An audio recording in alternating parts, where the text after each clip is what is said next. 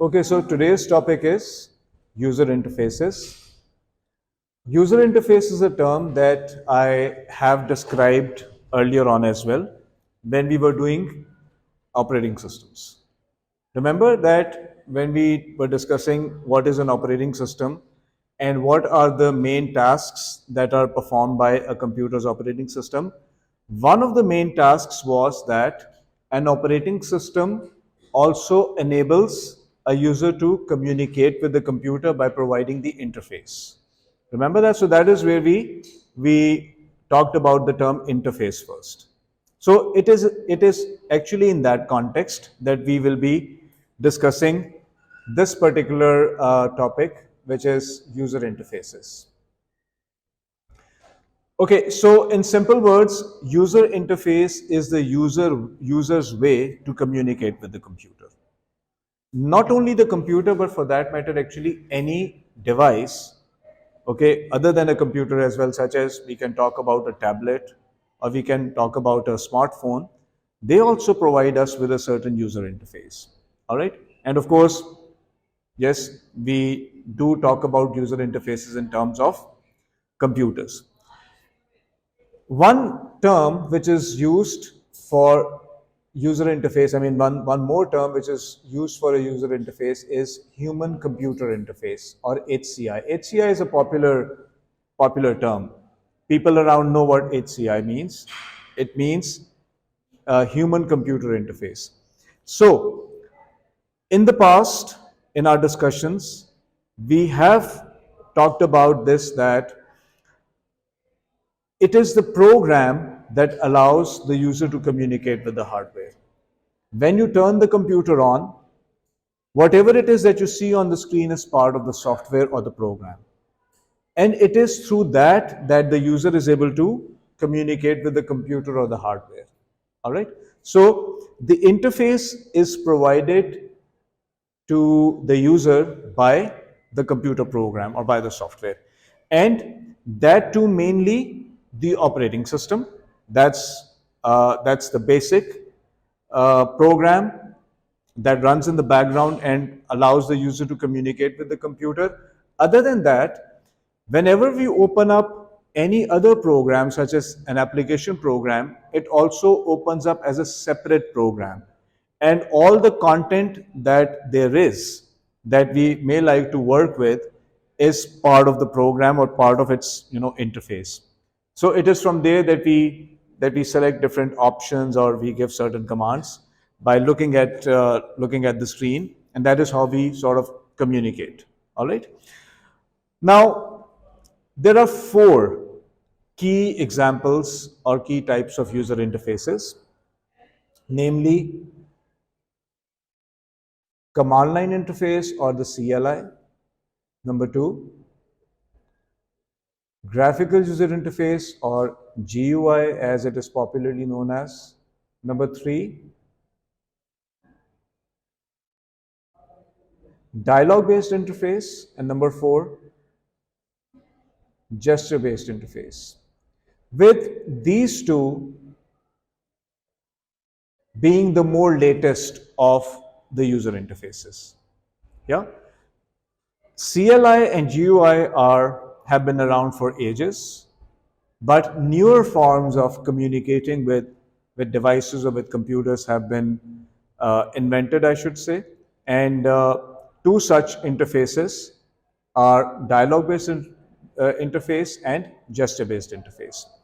Now, we will be talking about two user interfaces today, and two I will keep, for later. We'll discuss them later. So today I'm going to talk about command line and graphical user interface, and in our next class, I'll be discussing what is dialogue based and gesture based user interfaces. All right.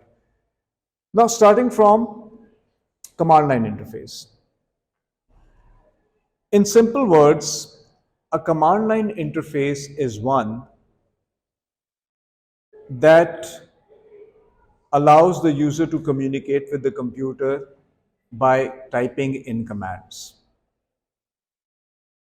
And this is one of the interfaces that was, I would say, used in the past. It is still used today, in certain situations, okay?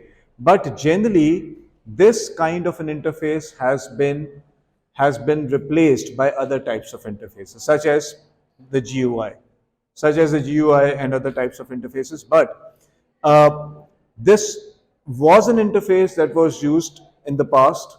Everybody used it because there was no other option available. It is still used till date for certain situations or certain types of task requirements. We can talk about that briefly, but not right now. But you could say that it is an interface of the past, really. Okay, as I said, a command line interface is one that allows the user to communicate with the computer only in one way, and that is by typing in the commands. So, well, when uh, computers were new, and this technology was new to the world, and computers were not being used a lot. All right, the hardware and the software technology also wasn't as advanced as it is today. So to begin with, it was all very simple. The hardware wasn't that powerful. The programs that were made were also not very user friendly, or they were not designed in a way that would make them interesting to be used by the computer users. They used to have a very dull and boring kind of an interface. This is the time of the command line interface, when computers only accepted any instruction or any command from the user only in the form of typing. There was no concept of icons, no colors, no menus, no concept of a pointing device like a pointer pointing on the screen on different objects and user being able to work with it. There was no such concept. It was all about plain black or blue background and white text over it, and that is it. And imagine, anything that the user wanted the computer to do had to be typed in to tell the computer what to do in the form of a command. All right, let me give you an example of this, of a command line interface. Okay, have a look at the screen. Now, this is how a command line interface looks like. Now, in this case, this is an example of a particular type of an operating system, and it is called DOS, disk operating system. What is it called? DOS, or disk operating system. This is how a command line interface looked like. There was a prompt, or there's a prompt that is shown to you on the screen, and you could see that the cursor is blinking in front of it. And it is here that you would type in a command to do whatever it is that you would like to do. And then, after having typed in the command, you would press enter, and then the computer would execute it. And then maybe another command, and then another command, to make the computer to do different things. Some examples could be, if I want to open a folder or go to a specific folder to find the files in that folder, today I can always double click or click on the folder, and I can open it. It is that easy today. But at the time of command line interfaces, you actually had to type in a proper command to even open up a folder. What that command was, we don't have to get into that, but it was a text-based command. Now, once that folder would open, and you would be shown a list of all the files in that folder, from there, if you wanted to open a file, you again would have to type in a command to open up the file, and only then would the file open. And when that file, you were done using that file, and that file had to be closed, you again had to put in a command to close that file. It wasn't a case of just clicking on a cross button and closing a program. No. Imagine what people would have gone through at that time, because they did not have any concept of a graphical user interface that only was invented later on. Yeah. So what are some of the problems that we may associate with this type of interface? Well, one could be that it was very dull and boring to work with. Do you agree with that? Yeah, sorry. Very good. It was also time consuming to work with this type of an interface. Why do you think would it be time consuming?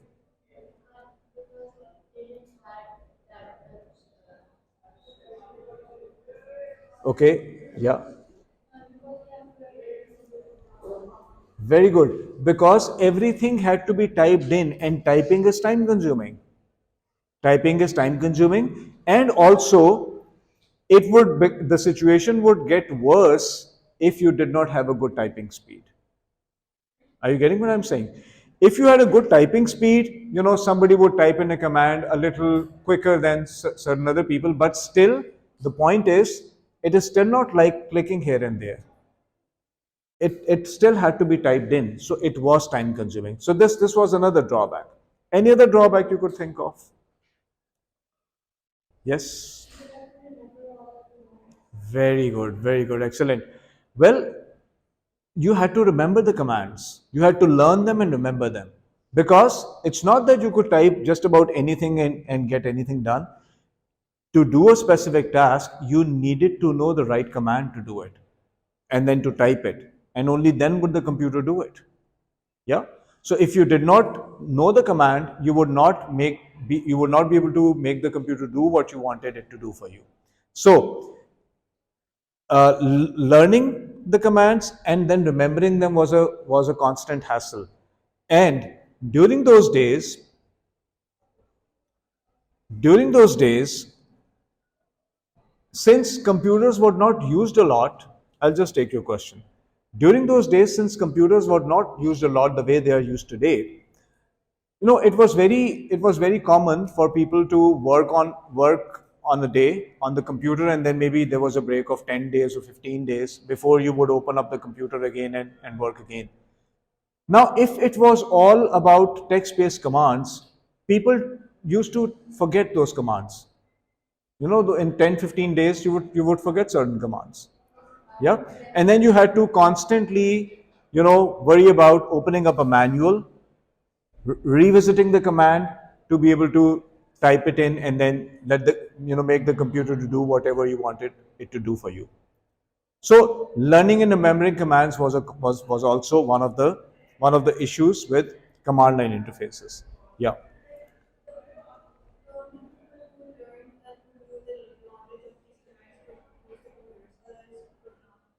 Yes, that's true. Yeah, anybody who had to use the computer had to learn the commands. But if you did not have to use the computer, then it wasn't really needed for you to learn them.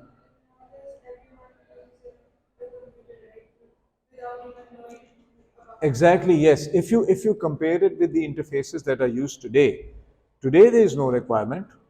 There's no such requirement of learning any commands because everything is visible on the interface in a way where you can just make selections and stuff and you can get the job done. Yeah. So we will talk about it in a bit of detail when we get to our next example of user interface. Sorry. Yes, yes, of course. Yeah, yeah, of course. You could not only open up files, but you could open up programs as well. But you need to remember one thing, and that is that at that time, even the files used to be very simple. The programs used to be very simple. They did not have very extensive graphical interfaces and stuff. Yeah.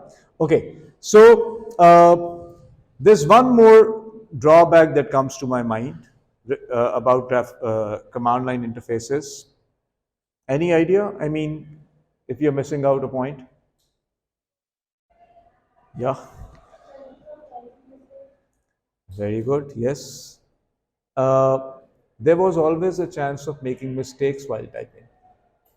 No, it is no, it's a universally understood fact that the more you have to type, the more are the chances of making error.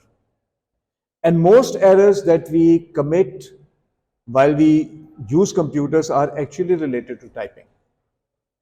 Yeah. So if commands had to be typed in, then there would always be a chance of an error. And If you made an error, then of course the command would not be executed because of the fact that the command was typed in wrongly. It had to be written in a certain, it had to be typed uh, in a certain way using a certain set of keywords. So if you did not do that, then your command would have mistakes in it or errors in it, and it would not run. All right. So these were some constant issues with command line interfaces. Now, if I compare this with another interface that was invented afterwards or later on, which is the GUI or the graphical user interface. This is what made life of people much more easier when it came to using computers. All right. Now, since, or I should say, ever since computers have been invented, there has been constant improvement going on in both the technologies that a computer is made up of, be it the hardware or the software. There is constant improvement going on in the hardware. There's constant improvement going on in the way programs are being made, and there has always been a sense of making the use of computers as user friendly as possible, making the programs as user friendly as possible, so to make it easy and interesting for people to use computers on a day-to-day basis. So keeping this in mind, computer scientists, researchers came up with a newer type of interface which is known as the graphical user interface. All right. Now, a graphical user interface has four key components, or any graphical user interface is made up of four key components. And what are those? Well, let me write it down here. It is called, actually, the term that is used for it is called WIMP.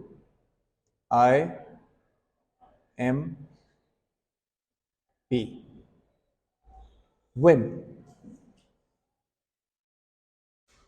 Any idea what these letters stand for? Is it given in the? Yeah, okay. You guys are very smart, I should say. Anyway, uh, all right. Yeah, so yeah, what do these letters stand for? Windows, icons,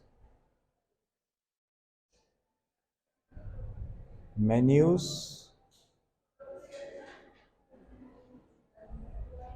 and a pointing device, or a simply write pointer, okay?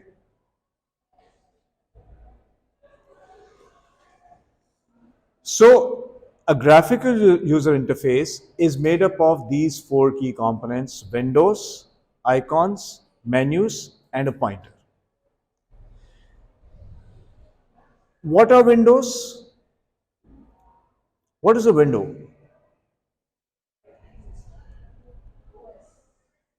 Okay, tell me one thing. Tell me one thing. We know a very famous operating system with the name Windows. Has this thought ever crossed your mind? If you like to think about things the way they are, or why they are like that, or why has something been named in a certain way, this thought might have crossed your mind as to why Windows is called Windows. Why isn't it called doors or walls or ceiling? Why Windows? Any idea? Have you ever thought about it?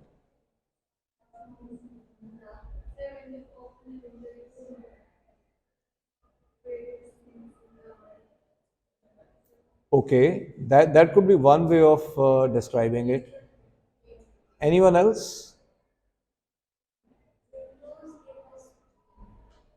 Windows give us a view. Okay, so uh, if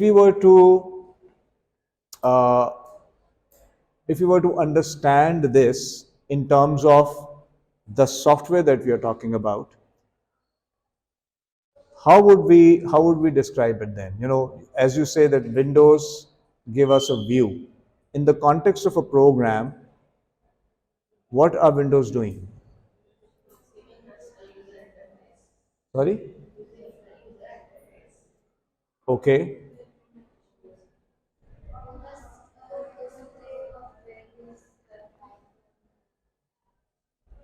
All right. Okay, fine. Well, the descriptions are not bad actually. Whatever you're saying does make some sense. Now, let me show you something. Let me minimize this and move it to one side. Okay. Can I see at least two windows on my screen right now? This four-sided boundary in which I have all the contents of this program visible is a window. The one which is behind it is another window. It is showing me something else. Yeah? Do you actually know why Windows was named Windows? It was some sort of a thought process behind it that kind of illustrates what you also said. Now, if we take the example of a window, a normal window, like we have one window on the left of our classroom, there are two windows, actually two windows on the left and two windows on the right. Okay, if we look out of this window, we see a certain view. Yeah? But anybody who's passing from outside looks inside, gets a different view. Yeah? If I roll up the blind from here, I'll see a totally different view altogether from the environment that I'm in right now. Anybody who is outside this, if looks in, will get something totally different, a totally different view. Are you getting what I'm saying? The inspiration behind naming this program Windows was the same. And why did they name it Windows? I mean, according to some explanations that I've read about it, why was Windows named Windows? That whenever you open up a new program, a new application, or sometimes, you give a new command, and something pops up, it gives you a different view to everything. Like this window is giving me a different view. It is giving me a view of certain files or documents that there are in a certain folder. If I go to this one, this is giving me a totally different view in which I have opened up a PDF book that has content, okay, in it that we are discussing right now. If while I'm here, I open up this command prompt window, the DOS window, it is giving me a different view altogether. This is where it actually has been, I would say, derived from the concept of Windows. So, a graphical user interface these days works with Windows. Everything new that you open up, a new application, new program, maybe a command that has an extended menu or something, opens up in a four-sided boundary that gives me a certain view in terms of options and features and whatnot to work with them. And I can open multiple of them at the same time. And then I can switch between them. Yeah, right now you could see I have three different windows open. I can switch between them.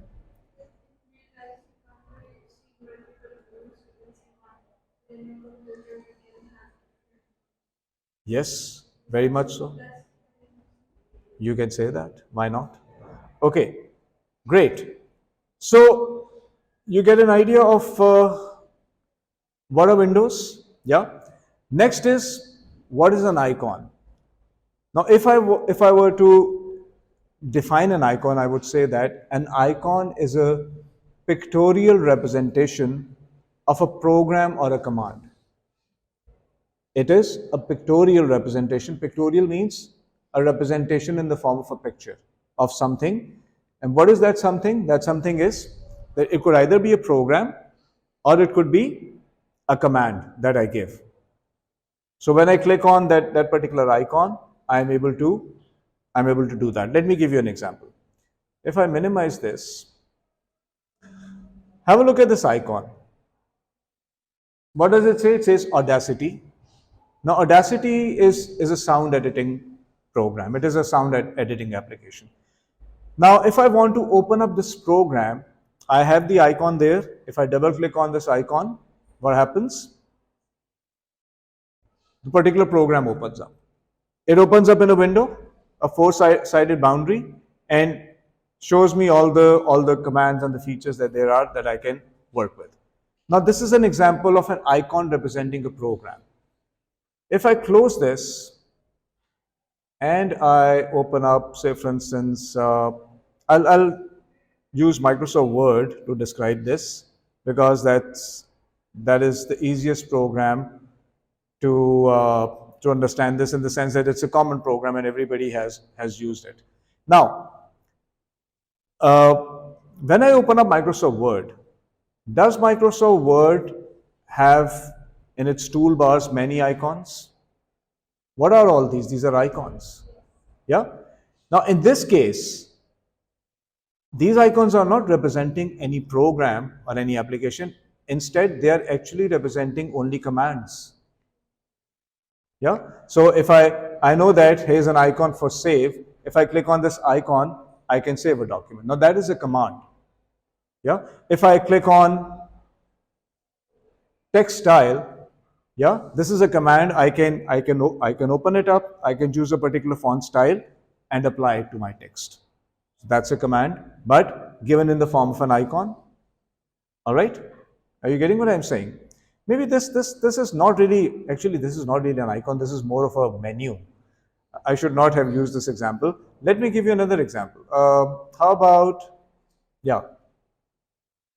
how about this, converting a piece of text into a bulleted list? Or how about this icon for changing the font color? Exactly, very much so. So now we know what an icon is, right? How about a menu? What are menus? Well, menus are, this is a menu. When I click on font style, a drop-down list opens up that has a number of options in it that I can choose from to apply a certain font style. So it's like a menu option that I'm presented with. Same is the case with, if I want to change the font size, I'm provided with different sizes of fonts in a menu, and whichever font size I would want to apply to my text, I can choose that particular font size and I can apply it. Okay, how about this borders, different types of borders that I can apply to any, any data on my document that involves borders, such as, borders are usually used with tables. Yeah. So these are all options, these are all examples, I should say, of menus being used in a program. Sometimes menus have sub-menus in them as well. Yeah. So certain menu commands may have sub-menus with them that I can also work with. Like in this case, if I open up the font color and I go to gradient, another menu pops up. Yeah. So it's like menu and another menu within a menu. More menu options. Sorry? Yeah. Okay. So these are what menus are.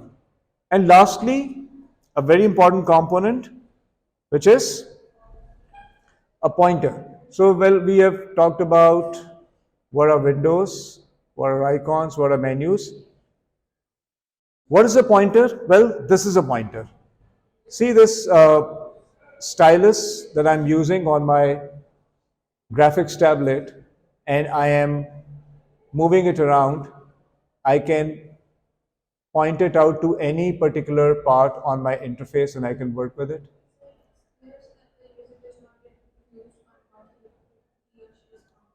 Exactly, exactly. So I can take my pointer and I can point it to any particular object on the screen, any command, any feature, click on it, work with it. This is how easy it is. Yeah, I want to minimize this window. Well, I can click here and it gets minimized. I want to close this window. Well, click here and it gets closed.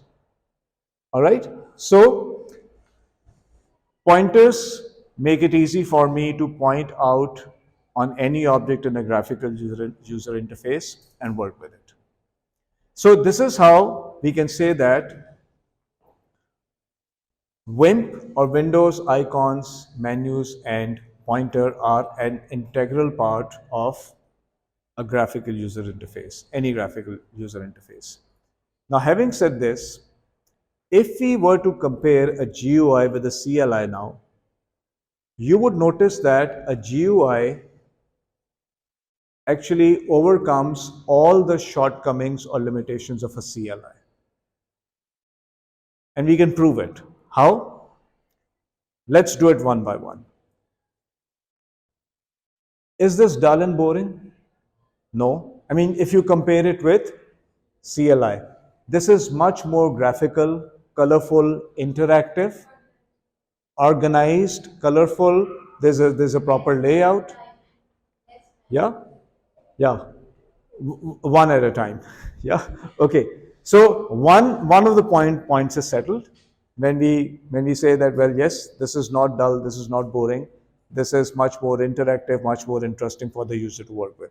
So that's one point. Next, do we need to learn any commands in here?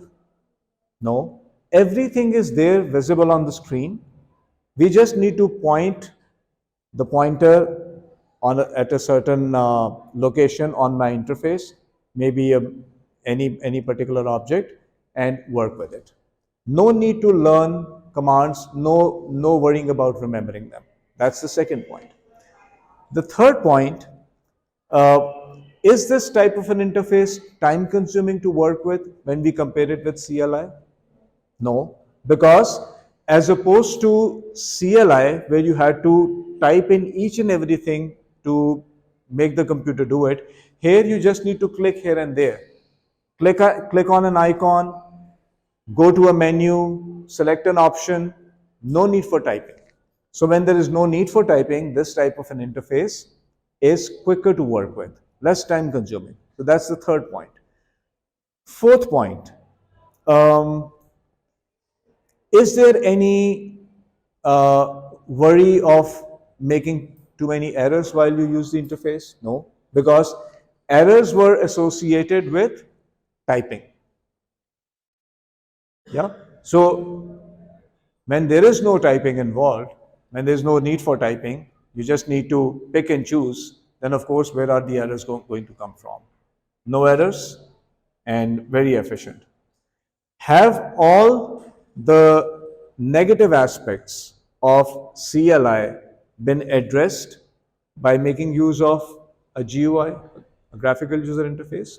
Yep. So, to sum it up all in the end, it's not that GUIs are something of recent past. GUIs have been around for years. You know, years. They were around in somewhere around in the late 70s, early 80s. GUIs. Okay, but why are they still being used, or why do we still say that graphical user interface is one of the interfaces used on devices? Well, because they have constantly been going through evolution and improvement. The kind of GUIs that we see today are very different, much more interesting to work with, and much more user friendly compared to what they used to be at the start. So there's this constant improvement going on. Also, have you noticed one thing, that GUIs are not only used with computers, but they are being used with many other types of devices that we use in our everyday life? And I'm not even talking about smartphones or tablets right now. I'm talking about something else. Any other area that you can think of where GUIs are being used? Smartwatches? Okay, fine, good. Any other? Yeah, smartphones and tablets, well, we know. And so is the case with smartwatches. Refrigerators, microwave ovens, photocopying machines, ATM machines, yeah, card reading machines, where you swipe or you sort of use a chip and pin mechanism to read the card. Yeah, cars, cars have multimedia screens that have icons on them. It's all touch based. Yeah, there are cars these days that do not have certain buttons on the console on the dashboard, but actually all the functionality is now given in the touch screen in the form of icons, such as if you want to turn the AC on, instead of finding a button on the dashboard, you'll find the button on the LCD screen to turn the AC on and to up and lower the fan speed and stuff. So can you now imagine how many different areas there are where GUIs are being used now? Yeah, other than of course computers and similar devices. All right. So this is how technology grows and technology finds its roots in so many things, uh, so many applications that we interact with in our everyday life. So many areas. All right. Okay, so is the difference between a command line interface and a graphical user interface clear? Any question, anyone? Okay, okay, great.